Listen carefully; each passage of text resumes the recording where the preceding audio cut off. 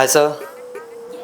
हाँ बताओ। सर आज मेरा आपसे एक क्वेश्चन है कि अभी यूट्यूब पे काफ़ी वायरल हो रहा है कि अवध ओझा सर है, उन्होंने आम आदमी पार्टी ज्वाइन कर ली है। तो आपको क्या लगता है कि किस हद तक उनका पार्टी ज्वाइन करना सही है या नहीं है, और यदि वो ज्वाइन करते भी है तो वो एजुकेशन को किस लेवल तक लेके जा सकता है? इसमें सर आपकी कुछ राय जाननी थी। मेरी राय से कुछ होने वाला नहीं है, बट ठीक है, तुमने पूछा है तो मैं बता देता हूँ। देखो, कोई भी एजुकेटेड बंदा अगर पॉलिटिक्स में आ रहा है तो ये ऑब्वियसली एक वेलकमिंग मूव होता है। यानी कि अगर आप पढ़ाते हो, आपका पढ़ाने लिखाने का काम है, और साथ साथ में तुमने देखा होगा भारत में तो मतलब शिक्षक, राजनीति और शिक्षा का काफ़ी एक संबंध रहा है। चाणक्य से ही आप ले लीजिए, चाणक्य एक इतने बड़े शिक्षक थे और डेफिनेटली राजनीतिज्ञ भी थे।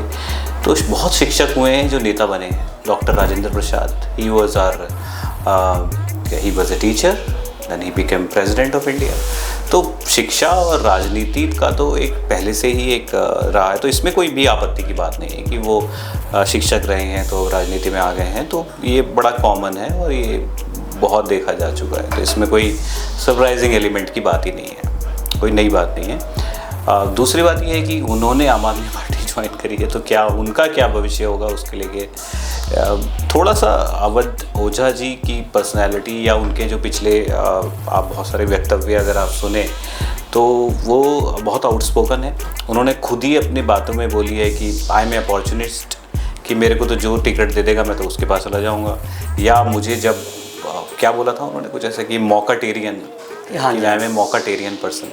तो जो मौका देख रहा है तो वो उनका, मुझे जो लगता है ना, केजरीवाल जी को भी लगा होगा शायद कि एजुकेशन में काम कर रहे हैं, वो भी एजुकेशन में काम कर रहे हैं, तो हो सकता है उन्हें फ़ायदा हो जाए इसका। बट मेरी पर्सनल राय ये है कि उनको हैंडल करना बहुत मुश्किल हो जाएगा केजरीवाल जी के लिए, टू हैंडल हिम, क्योंकि वो एक ऐसे इतने स्वतंत्र हैं और इतने स्वच्छंद प्रवृत्ति के हैं। और शायद जैसे केजरीवाल भी एक अपने आप में, उनकी भी अपनी एक सुप्रीमेसी है, तो मुझे लगता नहीं है कि वो केजरीवाल को हैंडल कर पाएंगे, मतलब केजरीवाल उनको हैंडल कर पाएंगे, sorry.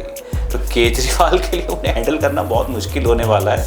He is a different set of person. और तुम देख लेना, मेरी ये बात आप लिख के रख लो, he after some time he will be in BJP, 100% he will be in BJP after 5 से 6 महीने लगा लो, या साल, ज़्यादा इवन ज़्यादा ही लग रहा होगा आपको। इनका बहुत ज़्यादा नहीं चलने वाला है, और इसमें आने के बाद फिर ये बीजेपी ज्वाइन करें, और दिल्ली में ही बीजेपी इनको ज्वाइन करा लेगी।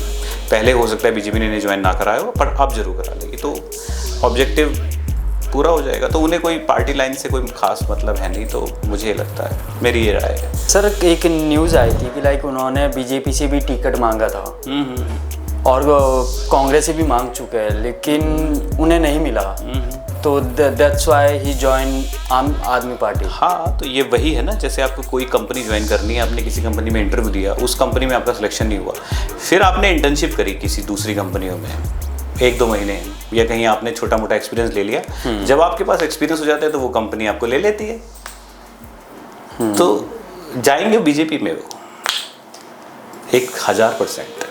आप ये लिख के रख लेना मेरी बात। लेकिन सर इससे एक बात ये साबित होती है कि लाइक वो किसी विचारधारा को नहीं मानते। तो ये तो उनकी खुद बोले, इन्होंने, वो तो खुद बोलते हैं वाली बात कि मैं कोई विचारधारा नहीं है और मेरी विचारधारा समय काल के ऊपर आधारित है।